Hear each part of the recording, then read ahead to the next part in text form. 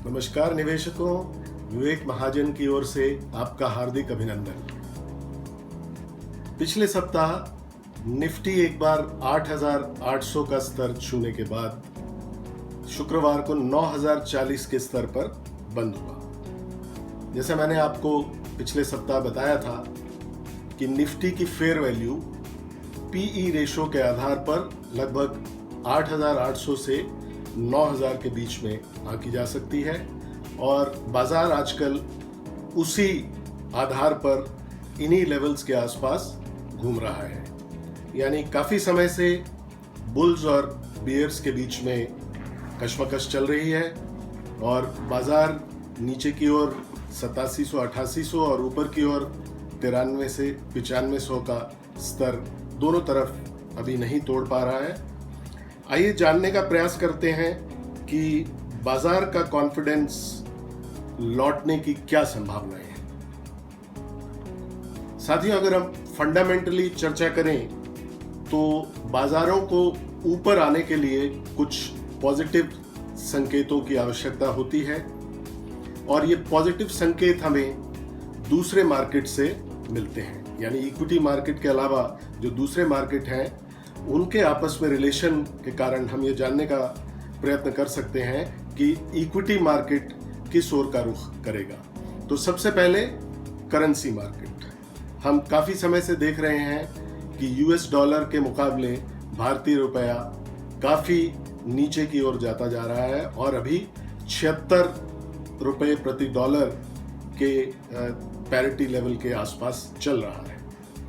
तो जब तक डॉलर के साथ रुपए के भाव में स्टेबिलिटी नहीं आती, हम एफआईआईज को अपने मार्केट में पैसा निकालने से नहीं रोक पाएंगे। इसी कारण से हमने देखा है कि अगर बाजार ऊपर भी जाता है तो लगातार एफआईआईज जो है वो बाजार में नेगेटिव होकर अपना स्टॉक्स बेचते जा रहे हैं। दूसरा होता है कमोडिटी मार्केट। अब कमोडिटी मार्केट में कई तरह की कमोडिटीज ट्रेड होती हैं। सबसे पहले हम बात कर लेते हैं कच्चे तेल की। क्योंकि इस समय लॉकडाउन के कारण तेल की खपत बहुत कम हो गई है तो तेल के भाव अभी जो पिछले वर्ष की एवरेज है उससे काफ़ी नीचे चल रहे हैं। यानी ब्रेंट क्रूड और नाइमेक्स क्रूड $30 प्रति बैरल के नीचे लगातार कार्य कर रहे हैं और जब तक तेल के भाव स्थिर नहीं होते इक्विटी मार्केट में स्टेबिलिटी आने की संभावना काफ़ी कम है। दूसरी कमोडिटीज़ की अगर हम बात करें तो जो इंडस्ट्रियल कमोडिटीज़ होती हैं उनमें आते हैं लेड, कॉपर, निकल इत्यादि। इनके भी भाव में हम देखें तो काफ़ी समय से जो है दबाव बना हुआ है। जब जब इंडस्ट्रियल एक्टिविटी तेज़ी से उभरती है, जब लॉकडाउन ख़त्म होंगे, तब इन सब कमोडिटीज़ के भाव ऊपर की ओर बढ़ेंगे और तब हमें यह संकेत मिलेगा कि इक्विटी मार्केट के लिए बुरा वक्त समाप्त हो गया है। इसके अलावा दूसरी ओर अगर हम देखें तो कुछ कमोडिटीज़ के भाव तेज़ी से ऊपर बढ़ रहे हैं। वो कौन सी कमोडिटीज़ हैं? वो है हमारे प्रेशियस मेटल्स, गोल्ड और सिल्वर।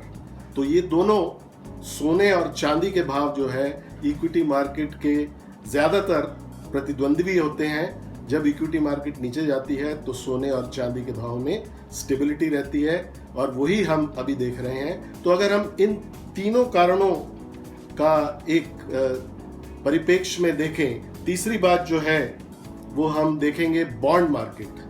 तो 10 वर्षीय जो बॉन्ड यील्ड है वो भी लगातार नीचे की ओर जा रही है। पिछले सप्ताह ये 6% से भी नीचे बंद हुई है। ये भी इंडिकेट करता है कि शेयर मार्केट पर कुछ समय और अभी दबाव की स्थिति बनी रहेगी। तो तीनों आंकड़े हमने देखे, करेंसी मार्केट, कमोडिटी मार्केट और 10 वर्षीय बॉन्ड यील्ड, ये हमें इशारा कर रहे हैं कि इक्विटी मार्केट में अभी बुरा वक्त समाप्त नहीं हुआ है। शेयर बाजार में करेक्शन अर्थात मंदी को हम 2 मापदंडों पर माप सकते हैं। सबसे पहला है प्राइस वाइज करेक्शन और दूसरा टाइम वाइज करेक्शन। आज के अंक में हम पहले मापदंड यानी प्राइस वाइज करेक्शन की चर्चा करेंगे, अर्थात बाजार किस स्तर तक नीचे गिर सकता है और कहां तक रिकवरी दिखा सकता है। तो आइए दोस्तों, एक छोटा सा मैं वीडियो आपके सामने पेश करना चाहूँगा। आप काफ़ी समय से लॉकडाउन के कारण घर से बाहर नहीं निकले होंगे, तो आइए आज आपको मैं समुद्र तट की सैर करवाता हूँ। इस छोटे से वीडियो क्लिप में आप लहरों का आनंद लीजिए और गौर कीजिए कि कैसे शाम के समय अक्सर लहरों में धीरे धीरे उफान बढ़ने लगता है। आपने गौर किया होगा इस वीडियो में कि हर आने वाली अगली लहर पिछली लहर से तेज गति से आगे की ओर बढ़ रही है। अक्सर शाम के समय जब चंद्रमा अपने पूरे प्रकाश पर होता है तो लहरें एक के बाद एक तेजी से उफान पर होती हैं। इसे हाई टाइड कहा जाता है। जब चंद्रमा आकाश में नहीं दिखता है तो वो लो टाइड की स्थिति बनती है और तब लहरें पीछे की ओर रिट्रीट करती हैं और आप आराम से समुद्र के किनारे रेत पर चल सकते हैं और समुद्र का नज़ारा एंजॉय कर सकते हैं, क्योंकि लहरों की गति काफ़ी धीमी हो जाती है। कुछ इसी प्रकार से शेयर बाजार में भी लहरें, जो प्राइस की लहरें होती हैं, वो अक्सर उन्माद मचाती हैं, जिसे हम इलियट वेव थ्योरी के माध्यम से जानते हैं। इलियट वेव थ्योरी के जनक हैं American accountant Ralph Nelson Elliott, जिन्होंने इसका उल्लेख करते हुए 1938 में अपनी किताब द वेव प्रिंसिपल में किया था। इलियट के अनुसार बाजारों का ट्रेंड या रुझान 5 वेव्स या लहरों के माध्यम से दर्शाया जा सकता है, जिन्हें उन्होंने मोटिव वेव या इम्पल्स का नाम दिया है और ये अंक 1 से 5 के रूप में दर्शनीय हैं। जैसे यहाँ पर इस चार्ट पर हम देखें तो पहली वेव जो यहाँ से यहाँ तक पहुँचे, इसको 1 नंबर कहा गया है। फिर छोटी वेव धीरे से इंटरमीडिएट वेव नीचे की ओर आती है, ये 2 नंबर वेव है। तीसरी वेव सबसे बड़ी होती है और ये बाज़ारों को बहुत तेज़ी से ऊपर की ओर ले जाती है और ये यहाँ पर तीसरी वेव दर्शाई गई है। उसके बाद पुनः चौथी वेव बाज़ार को नीचे की ओर लेके आती है और फिर 5वीं वेव बाज़ार को चोटी की ओर लेकर के जाती है। उसके बाद जब काउंटर ट्रेंड शुरू होता है, यानी रुझान के विपरीत जब बाजार चलने लगता है, तो 3 करेक्टिव वेव्स के द्वारा ABC के माध्यम से ये करेक्टिव वेव्स दिखाई गई हैं। पहली वेव जो 5 के बाद यानी चढ़ाव के बाद नीचे की ओर आती है, ये A वेव है। थोड़ा नीचे आने के बाद बाजार कुछ संभलता है और फिर B वेव कहलाती है, जो उसके थोड़ी सी ऊपर लेके जाती है और अंत में एक अंतिम वेव आती है जो बाजार को बहुत नीचे यानी C की ओर लेकर के जाती है, जब बाजार अपना फाइनल बॉटम बनाता है। यहाँ पर हम निफ्टी के पिछले जो 2008 में हमने जो लो बनाए थे, उससे लेकर के 2019 तक जो लगातार एक अप ट्रेंड चला, उसको यहाँ पर देख सकते हैं। 2007 और 8 के बीच में बाजार यहाँ से यहाँ पर गिरा था, ये भी वेव्स के अनुसार ऐसे ऐसे जिगजैग होते हुए यहाँ पर गिरा था और उसके बाद फिर ये एक लंबा ट्रेंड शुरू हुआ। वेव 1 बाजार को यहाँ तक लेकर गई, वेव 2 से बाजार फिर नीचे आया, वेव 3 सबसे लंबी वेव यहाँ पर लेके गई, फिर वेव 4 में बाजार गिरा और अंत में वेव 5 बाजार को लगभग 12,400 के लेवल तक लेके गई, जो बाजार ने नवंबर, दिसंबर और जनवरी 2020 के बीच में बनाया। अब यदि हम निफ्टी का 1 वर्ष का चार्ट देखें तो उस पर हम पाएंगे कि यहाँ पर जो है 5वीं वेव समाप्त हुई और नीचे की ओर जब पहली A वेव शुरू हुई, ये लगभग 20 जनवरी को बाज़ार लगभग 12,400 के करीब था और 24 मार्च आते आते बाज़ार ने पहली जो करेक्शन दिखाई नीचे की ओर यानी वेव A यहाँ पर समाप्त हुई। उसके बाद बाज़ार ने फिर जिगजैग छोटी वेव्स के माध्यम से ऊपर चढ़ने का प्रयास किया और 1 महीने के अंतराल में अप्रैल के एंड में हमने B वेव पूरी की, जब बाज़ार 9889 के स्तर पर यहाँ पर पहुँचा। तो अभी हम B वेव पूरी करने के बाद अब सी वेव की तैयारी कर रहे हैं, जो हमें अल्टीमेटली नीचे की ओर बताएगा कि कहाँ तक ये वेव नीचे लेकर के जा सकती है। तो यहाँ पर मैंने 2 सिनारियो पेंट किए हैं, ए और बी तो हम उसकी पुष्टि कर चुके हैं। अब सी वेव कहाँ पर समाप्त होगी, यहाँ मैंने 2 सिनारियो लिए हैं। यदि एक सिनारियो ये पीली रेखा के माध्यम से हम देखें, तो पीली रेखा के माध्यम से जब ये बी वेव पूरी होने के बाद सी वेव नीचे की ओर आएगी, तो ये लगभग ए वेव के समानांतर ही समाप्त होगी, यानी बाजार 7500 तक गिर के ऊपर की ओर उठ जाएगा और यहाँ पर डब्ल्यू बनने की स्थिति बन जाएगी। दूसरी जो एक, यदि बाजार में बहुत तीव्र मंदी आती है और किसी तरह अगर युद्ध के आसार बनते हैं, तो फिर ये बी वेव ख़त्म होने के बाद जो सी वेव और लंबी हो सकती है और ये नीचे की ओर हमें लेके जा सकती है। यहाँ से फिर ये हरे रंग का डब्ल्यू बनेगा जब हम इस लेवल से भी नीचे, ए से नीचे सी वेव को जाते हुए देखेंगे। तो कितना नीचे जा सकते हैं ये हम फिबोनाची एनालिसिस के माध्यम से जानने का प्रयास करेंगे। फिबोनाची एनालिसिस पर मैंने पहले ही आपको एक वीडियो बना करके दिया था, जिसका लिंक डिस्क्रिप्शन बॉक्स में है, आप वहाँ से जा कर के उसको देख सकते हैं। और इसी तरह जो एक फेयर वैल्यू निफ्टी की है, उस पर भी पीछे एक वीडियो था, उसका भी लिंक उसमें दिया गया है।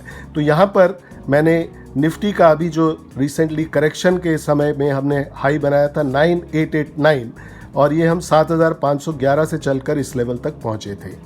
अब हमने इसको फिबोनाची रिट्रेसमेंट पर डाला और जब कैलकुलेट किया तो ये फिबोनाची लेवल्स हमारे सामने आते हैं।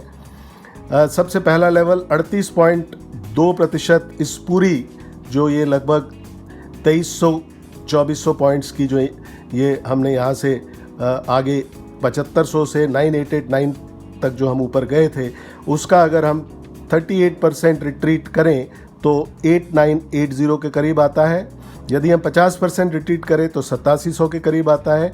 यदि हम 61.8 रिट्रीट करें तो 8419 के करीब आता है, और यदि 76.4 रिट्रीट करें तो 8072।